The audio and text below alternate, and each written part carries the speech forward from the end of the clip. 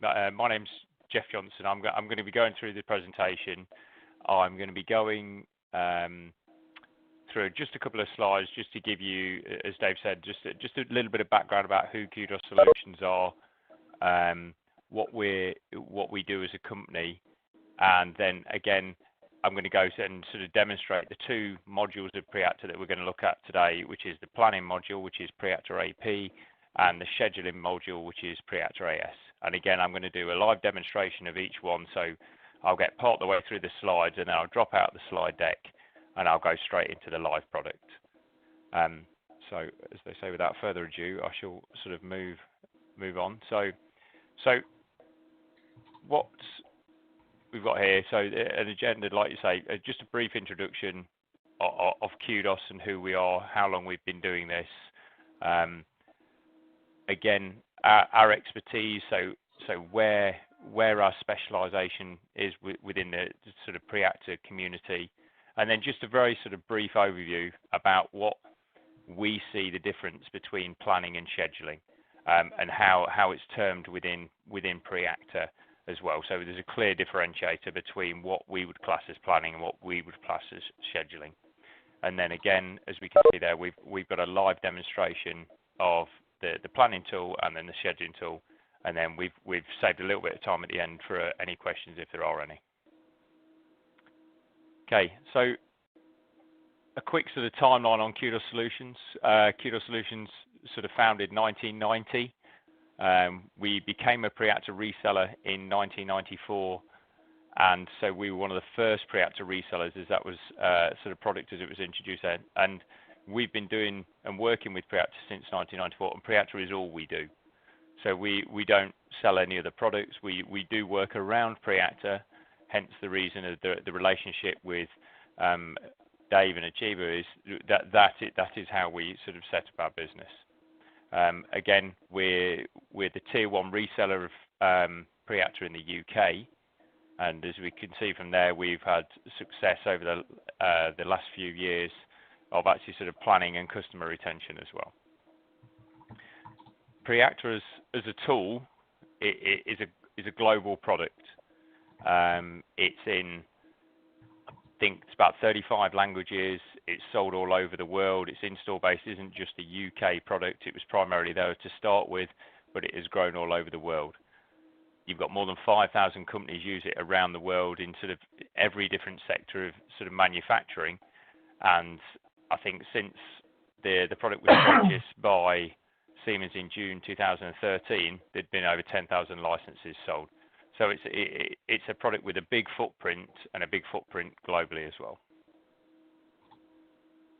Again, just a few of our customers, and like I say, our experience is primarily there in the FMCG sector, so the fast-moving consumer goods, and we've got companies there who make and produce perishable goods, perishable products, so shelf life is important to them. It might not be for every type of business, but the principle is that from a scheduling point of view, they have to react and have to be able to replan quickly and react to changing demand, product life, and taking all these considerations, things into consideration when they're scheduling.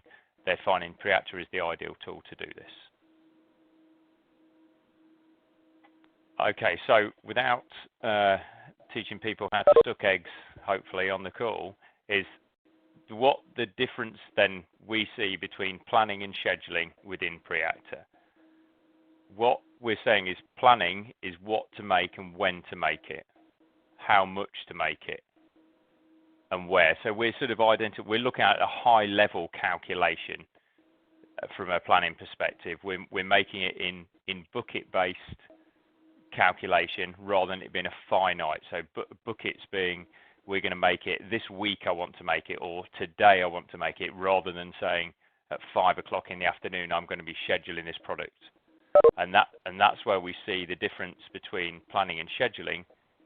Scheduling is we're looking at the sequence of a line, so the running order. We're looking at minimizing changeovers, and then we're looking at additional constraints, as we can see there. So the priorities within a line, within a day, within a bucket.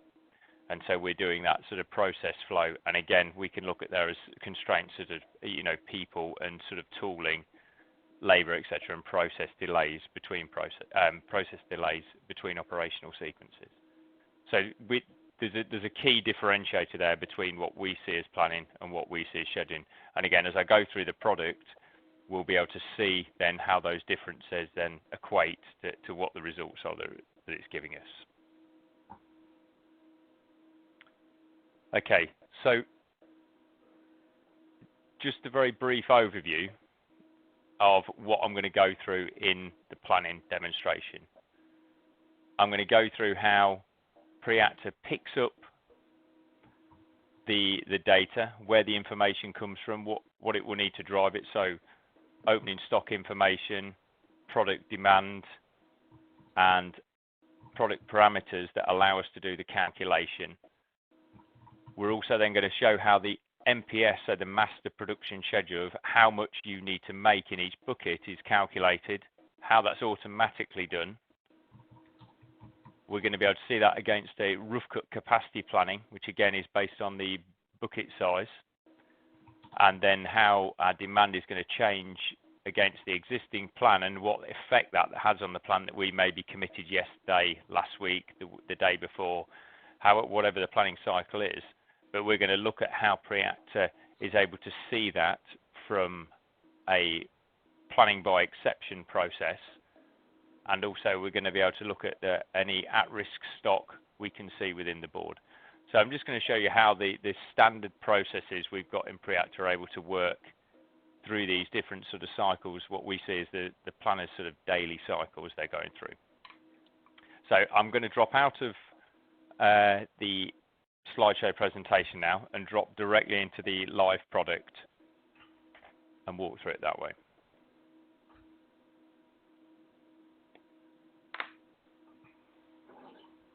So hopefully you can all see the Preactor screen now. So what we're looking at here, we're looking at the main workspace of Preactor, the opening workspace. So Preactor is a Microsoft certified product, so it follows the same layout as products such as Outlook, Dynamics CRM, etc., with the menus on the left-hand side and the navigation on the right-hand side. So as we change between the tables, if I go to maintain database, the table will appear on the right-hand side if I've not got any actions to perform at that stage. The data that Preactor uses to process itself can all be imported. Again, Preactor is designed to be linked and interfaced to another system. Again, hence the conversation that Dave was talking about earlier, as Preactor being a sort of a bolt-on, an addition to SAP Business One, because Preactor is designed to work in that way. So it's designed to be fed from something else. And again, the calculation is then run within Preactor to allow us to look at the implications. So it's doing the calculation on that data. So all the information that I'm going to use for planning in Preactor in here in a moment is all assumed to either be imported. You can adjust it manually in here, but it's still designed to be imported in. I'm just going to show briefly as well that we've got our transactional data. So we have stock information. We can have multiple stock batches for the same product code. Again, if life is a consideration, we can have an out of life date. So we could look at out of life stock, at-risk stock, etc. We can have forecast sales information, and we come up with what Preactor classes as non-aggregated demand. So our demand is based upon a mixture of both forecast and sales information. So we can have those multiple demands in multiple buckets as well. So what I'm going to do now, I'm going to go into the main planning tool itself. If I go to Workspace, Generate Plan. So first of all, when we first go into Preactor, what we're seeing is we get a view in a grid form of our results. So this is an old plan I opened sort of yesterday. So I'm just going to go through and sort of walk through how I create a new plan. So every row in this plan represents a different bucket.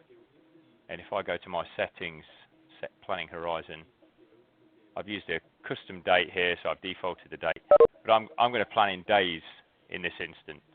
And I'm going to plan for 28 days in buckets. I can plan in weeks as well. So I can say I want to plan in days, then weeks. So you can run a combination of the two within the process. But in this instance, I'm just going to plan in days only. I'm going to run through, so I'm going to create myself a new plan as I go through.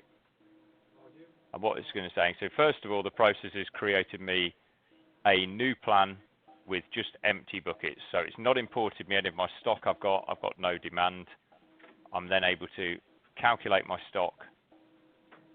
And what it's starting to do now, it's showing my opening stock position, my demand, and then what type of demand it is, whether it's an order or a forecast, and then what I'm going to close with, because at the moment I've not calculated any MPS figures, any master production schedule, and I'm going to close with 36 because I'm making 44. Now, when Preactor looks at what levels we're trying to calculate up to, it uses a concept called days of cover. So it's saying our minimum target here is 2 days, and our target days are 5. So the ideal process within Preactor in here is to say, well, actually, when I fall below, my closing stock falls below my minimum, I'm going to try and calculate up to my target. And this is a dynamic numeric calculation, so it allows us to say, every time I look at a bucket, I'm going to say 2 days worth of my minimum holding is actually the following 2 days worth of demand. Hence the reason we get this variable minimum and target stock over time. And this allows us to hold enough stock to cover 2 days worth of volume, but it doesn't mean we have to maintain these numbers manually. So I'm going to now run my MPS calculation here to work out how much I need to make in each bucket. So if I run my calculate MPS, what the process has now done, it's now said I've got 80 as my opening, as we saw. I've got a demand of 44. I'm asking the system's going to tell me to make 105, and that means I'm going to close with 141, which is slightly below my target, but the reason being that I've got a reorder multiple here on this product of 5, and it will allow it then to say, well, actually, if I made 110, it would take me over my target. Yeah. So as we go through here, so I've got multiple records. I've got 28 days worth of buckets here for this item. If I right-click on this here and go to my chart options, I can see that graphically. I'm just going to drag this down so we can see it in the top window here. So we're now seeing this same item code graphically, with the top of the yellow bar graph being the minimum stock holding, the top of the blue bar being the target stock holding, the red bars being the forecast, and the top of the green bar being the order demand. We can then also see MPS values here as the blue bars on the screen, and this is my projected stock position, is this line here. So as well as getting that graphically, the user is able to interact with this as well, so we can drag that down and around, and as I drop that to 70, we can see this has actually changed my MPS. So the user is actually able to interact with the MPS values through the graph. I can also interact with them directly through the grid as I run them through, and it also calculates that process going forward. But as you can see there, it does allow me to take this into a negative position here. To prevent this happening, there is an option within Preactor to do an automatic MPS update calculation.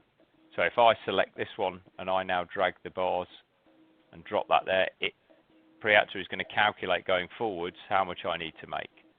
So the idea being the planner is able to make manual choices, and Preactor will react accordingly in the subsequent buckets to try and maintain that item within the stock profile.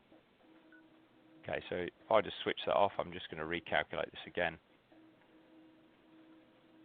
We've got different modes within Preactor. I'm just going to close that down. We've got different modes within Preactor when we're planning. And in this instance, if I right click and I go to my planning resource. We can run it in an infinite capacity mode, a constrain mode, a move then constrain, and a constrain then move. But what I'm just going to do is, at the moment, I've run this in an infinite capacity. So what we're seeing in here is every bar on this graph represents an MPS value in the chart. So if I was to key in 250 into here, we can see we get a reaction here at the bottom, and as I drag, I can adjust the volume in this graph as well. I can try and manually level it if I want to. So I've got the ability to interact with the plan on this level as well to try and smooth it out. But in reality, what we're able to do is to say, well, actually, I want to run this in a constrain mode. I'm going to do my same MPS calculation again. And when this runs through and finishes, there we go. So what Preactor's now done, it's now said, I've said in this example, I've got 16 hours on my packing line, and this is the capacity that I've got to work with. And within that process, Preactor's now done the same MPS calculation over the entire set of orders and said, well, this is how much of each product you can now make in each bucket. And again, we're able to run through different modes. So in this one here, I'm constraining it down to a single line. But what we're also able to do is run what we would class as a move then constrain. And if I run that calculation again, what this then does, I right click and show my multiple planning resource chart. Again, I'm just going to drop this one on the top here to make it easier to see. It's now able to spread the load over 3 different lines. So if I've got a second, so here I've got a packing 1, 2, and 3. So I've got 3 choices where I can make something. It's able to spread the load over those lines. And the idea being that Preactor is able to move work around the factory or just load on a primary planning resource. But again, it's a rough cut capacity answer. It's not looking to say this is a finite result, because that's what we're going to look at in this scheduling tool, the AS tool, in a moment. It's a rough cut capacity plan that tells me you should be able to achieve this much on the given work centres that you've told Preactor about. I close that down. Obviously, from a planner's perspective, I'm just going to run this back in an infinite capacity mode. From a planner's point of view, we might want to look at then the changes that might happen to the plan day to day. So as well as us having the MPS calculation done, if the forecast, if our forecast values were to change, so if I change this one to 65, as I hit enter there, what it's able to do, it's able to react to all the subsequent buckets and now shows me what any changes I've got against my stock position. So the idea being that we can retain a plan that we had to start with, re-import any new demand, and then really we're starting to look to plan by exception. And the way we're able to see that in Preactor is if I go to my view alerts, we've got a set of alert windows that we can open up and we can run through, and we can then say to Preactor, all I want to know is anything where I'm below target, I'm above target, below the min, and we can set all these measures ourselves. Again, I'm a little conscious about sort of how much time we've got, but we are able to sort of set these measures, and the idea being that we can filter this table down and show me only where I'm below my minimum, show me those records, and then as the user goes through, we can say, well, actually, this is I only want to know for the first few days where I'm below the target. So here we've got 3 where I'm below the minimum. If I then look at these records here, I'm thinking, well, there's one there for the first or the third. And if I click on it, Preactor will navigate to that record for me as I go through. And I think, well, I can add in, I'm going to make 25 more on that day. And then what we're doing from that point, the alerts windows have automatically been filtered down to take those things out. So Preactor is dynamically working through that for you. So the planner can plan by exception rather than have to search for all the results themselves. Again, it might not be relevant for everybody, but you've also got the ability to look at, filter down and look at individual products. And again, if you've got any out of life products, again, our experiences with tends to be with sort of food and beverage companies where obviously they have short shelf life products within the day. And again, we have an out of life calculation here. So in this example, I've got 78 in stock. I've got only 21, demand for 21 of that stock, and I know that this batch is going to go out of life in 2 days' time. But if our forecast value was to increase, what we see is the out of life total is reducing because I'm consuming more of that stock. And again, we have the same ability on production. If the reorder multiples are very high, but the demand is very low, what that does, that forces to show us when we've got out of life production as well as out of life stock. So we're able to sort of put these alerts in, but the idea being that Preactor has a capacity constrained calculation tool it can run within itself, but then it also allows the user to override any of the answers that are seen, but making it easy for the user to find the results that they're looking for. And one last thing before we move back into the slides and then onto the scheduling product. At the end of each day for each individual item, end of each bucket, we get a value of how long that closing stock is expected to last. So if we're looking from a planning perspective to say, well, what is the product I've got the least at, or what is my most at-risk product which has got the lowest stock holding based on my demand going forward, rather than have to search for a number and understand that, Preactor has got the ability to say this is how many days cover you're going to have at the end of each bucket. And again, looking forward, that can say to you on that day here, we've actually got 10 days cover or 11 days or 4.5, depending on where we are. So again, the idea is that the planner can plan by exception. Okay, so I'm going to go back to that was a very whistle-stop tour, obviously, of the planning of AP. I'm going to quickly flick back to the presentation, and I'll open up the scheduling tool at the same time. I'll just go back to the slideshow here. So in this instance, what I'm going to do, again, I'm just going to pause this to reopen the slideshow. I'm going to go through the AS configuration, as it's classed in Preactor, and I'm going to go through how the infinite capacity calculation works. I'm also going to go through how we're able to interact with that answer, what the scheduling options are, sequence dependent changeovers, again, within Aligns, and also I'm going to be able to walk through our secondary constraints and how Preactor uses those and how you can set them up. We've got, again, just a quick overview of material availability within Preactor, and also what if scheduling, so how we can do what if scenarios in our scheduling. Okay, so I'm going to go back through and resume and switch back onto the scheduling side. So hopefully you can all see the scheduling side of things now within Preactor. So again, the layout is exactly the same. We've got the navigation down the left-hand side, but again, this time when we go into the sequencer, as that loads up, it's more of a traditional electronic Gantt chart from a scheduling perspective.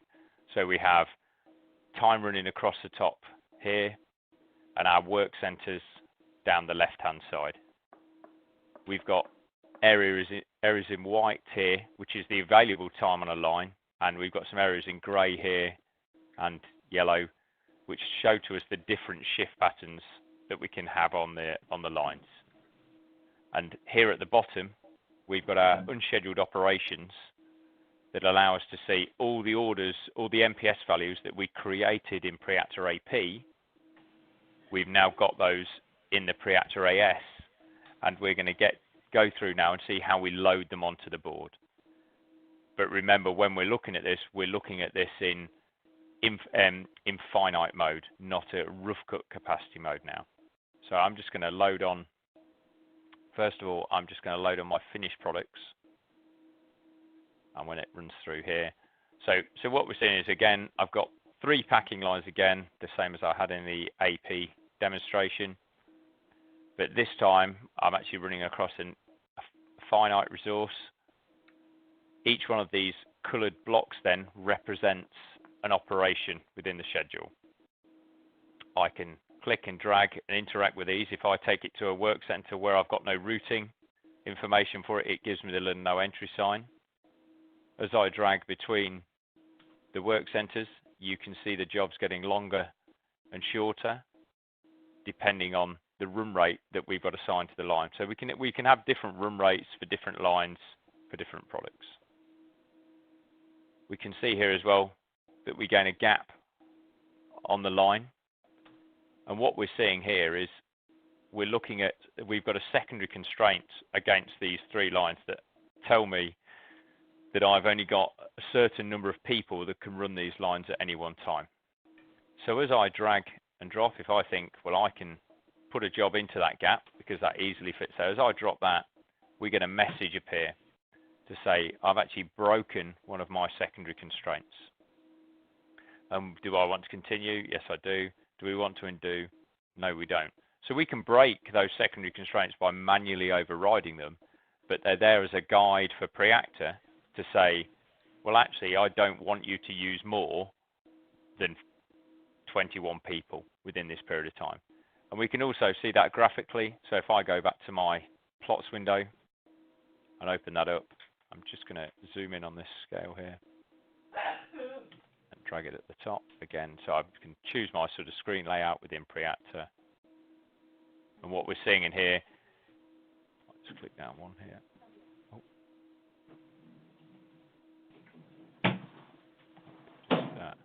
Redraw this. So what we're seeing here is I'm saying I've got a minimum of 0, a maximum of 21 people as my secondary constraint. If I drag and drop this job, I'm going to put it back where Preactor wanted it to be in the first place. We can see the chart up here reacts at the same time. So we're able to see what changes we're making. Again, if I drop it here, we can see how Preactor is counting that. If I do want to do, yes, I do. You can set these constraints up as a constraint or just a counter. So if the question was, how much labour do I need to run my lines, you can disable this constraint as it's classed in Preactor and then rerun the same process again. Okay, I'm going to now look at loading the rest of the processes that I've got within Preactor. So I've still got some unscheduled operations down here at the bottom. This is my last process of my operation. If I run all my pre-processes, we'll see that we have some different sort of scheduling options within Preactor to run through. So here I'm just going to run through the process, and we can see here we've got these yellow jobs follow a critical path through the process. So there's an operation here in the packing lines. We've then got, they have to go through these ovens, but it's a batch process in the ovens, and then they'll also go through a mixer and then a prep station. But there's a critical path here in the process, and also that you have a relationship between these operational stages, and it's using the operational relationship based on the bill of materials. So we create a logic within that bill of materials. So if I have a look in my Material Explorer, we can see we have a one-to-many, and we can have a many-to-one relationship. So if I drill into this one and go back to this one here, we can have a one-to-many and a many-to-one relationship within Preactor. So we're looking at consuming and producing processes within the sequencer, and also the dependencies when we're creating a schedule are based on those things. Okay, we can look at running things in, like we say, an infinite capacity that's based on a batch size and the fact we're allowed to put multiple products in the same oven at the same time, or it can be based on a finite capacity, the fact we have to make one job after another. We've got an area here at the bottom again. I'm just zooming in down to here. We're looking at here, zooming in, where we have sequence-dependent changeovers. So as I drag and drop, again, I'm interacting with the operation. So if we drag and drop, as I'm dragging the job around here, we see the black bar at the front of the job appearing and disappearing. And the black bar at the front of the job represents the setup time within Preactor. And again, what we're able to do is within Preactor is to schedule using that process. So we're looking at trying to minimize our changeovers within Preactor. And how Preactor is doing this, we're saying we've got a secondary constraint here that I've got one team that covers these two lines. So we're able to line hop. So each time I require a setup on a job, I'm switching over to another station. And then vice versa, as soon as I need to set up to the next job, I'm switching back across. So it's effectively line hopping through the process.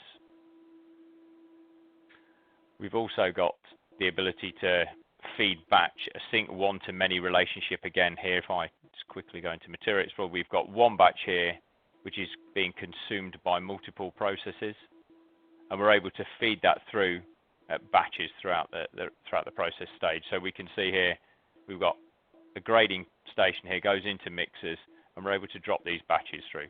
But the idea being is that we can control the logic that Preactor uses to schedule. So we can define those processes, and they don't all have to be the same. It's not a one-fits-all logic within Preactor. It's a multi-pass scheduling rule within Preactor. It's a single. We can pick on locations, whether it be the packing lines, whether it be the ovens, whether it be the mixing stations or the preps that run in a different way to each other, but Preactor is able to build up that logic. I mentioned briefly the material availability as well. So up here we have supply and demand, supply records, and at the bottom we have our demand records. So at the bottom here are all the demand details for all the orders we've got for maybe the operations on the board, and at the top we have our stock, or we might have raw material information for a particular product. And if I just click on this job here, what we're able to see here is we can make the dependency of an operation be based on more than volume that's being made on the board. So we can say, well, actually, you can't schedule this operation until you've got the material available for it. So the process is out. You're able to build in that process to say this operation here requires some film to be making itself, and that film isn't available until 12 o'clock. And Preactor will not allow that operation naturally. If I drag that forward, we can see the operation's gone green at the top of the job. As I take it out, that green bar disappears. But Preactor will not allow that operation to be scheduled before that material is available. The user is able to override that, as we've just seen there from dragging and dropping, but that Preactor is staying within the rules and within the constraints. But you're able to select materials that are available. You can specify materials which aren't required to be pegged against. So be selective over the data we pull in. And then, again, very briefly, as we look at the process within the board, we're able to open and save different data sets. So here I've got a schedule for the full week. I've got one against old interface data for pulling information. I've got a test copy. But the idea being is that you can save off multiple scenarios within Preactor and can compare them against themselves. So I'm going to go and I'm going to create, I'm going to save this schedule. I'm going to move this job from this line down to here. And I'm going to, no I don't. I'm going to leave that job on that line. I'm going to save schedule as.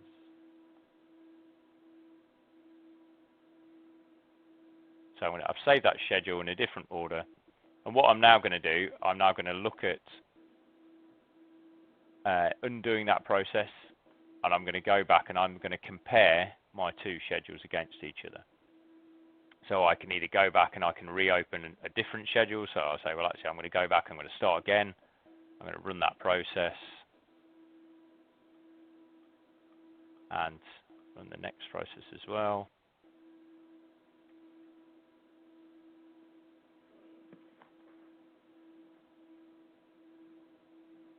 And what I'm now going to do is I'm going to do a comparison between the two.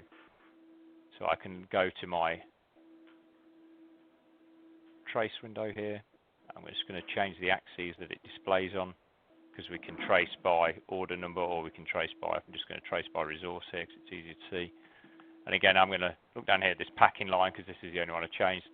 And what I'm going to do, I'm going to open a comparative file. And if I scroll down to the bottom, what I then see is, I'm just going to zoom in so it's a little bit easier to see. So what we now see is we've got the packing line has actually got 2 lines drawn against it, and we can see the running order of the 2 lines. So I don't know whether you can see that on your screens, but there's a slight green tinge to the back of the resource detail.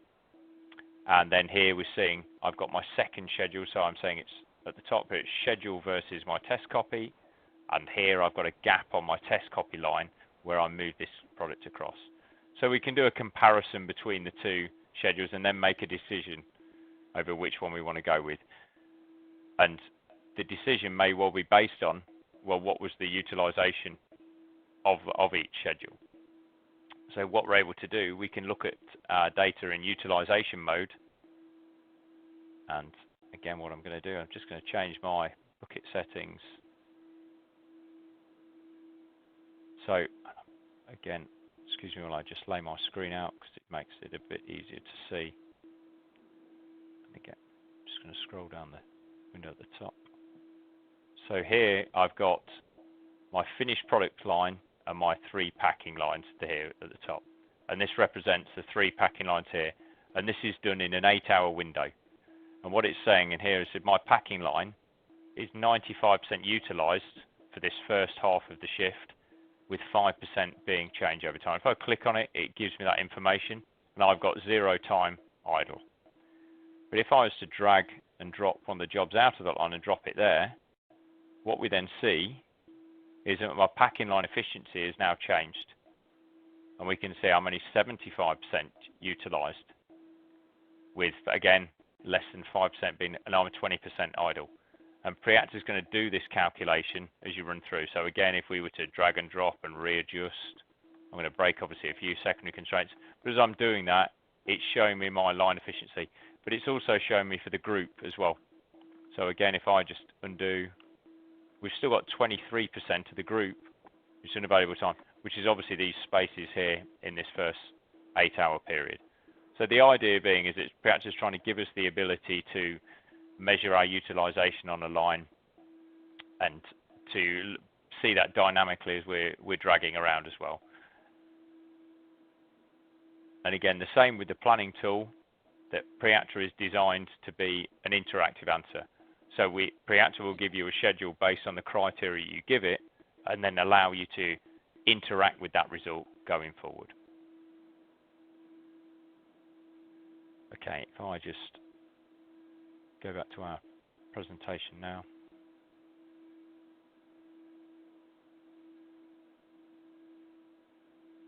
Okay, so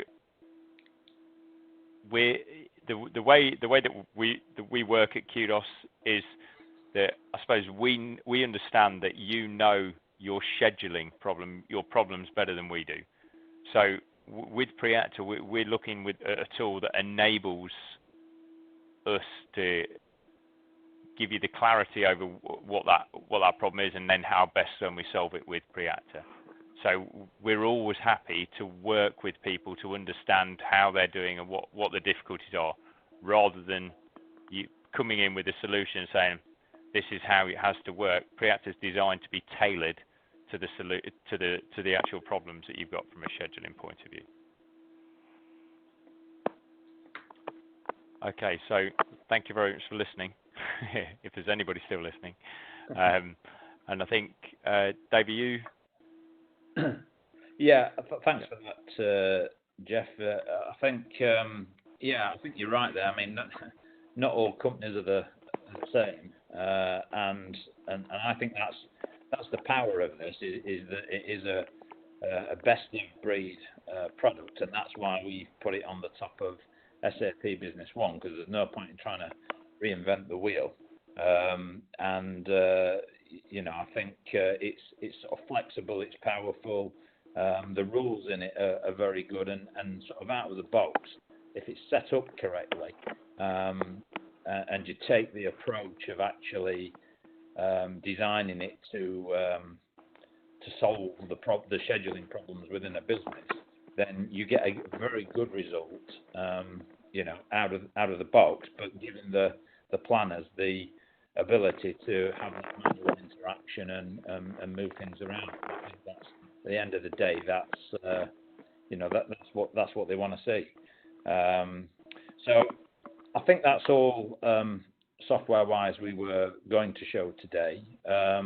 We can open it up for questions. So if anybody has any questions, then please feel free to ask them now.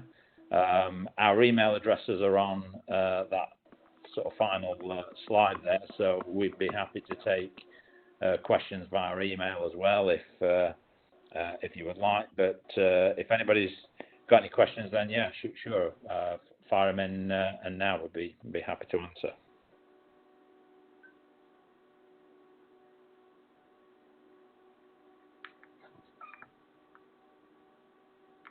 Oh, you've done a good job, Jeff. I'm going to say that's either a good sign or a bad sign, Dave, isn't it? When either nobody's got any questions, I've either told them everything or everybody's asleep. Yeah. Yeah, absolutely. Well, like I said, I think if you have got questions, then obviously you've got our contact details. Just email us in, and we'll do our best to advise you or at least point you in the right direction. So thanks very much for joining the session today, guys. Much appreciated. Thanks for your time. Yeah, thank you very much, everybody. Cheers. Thanks, bye.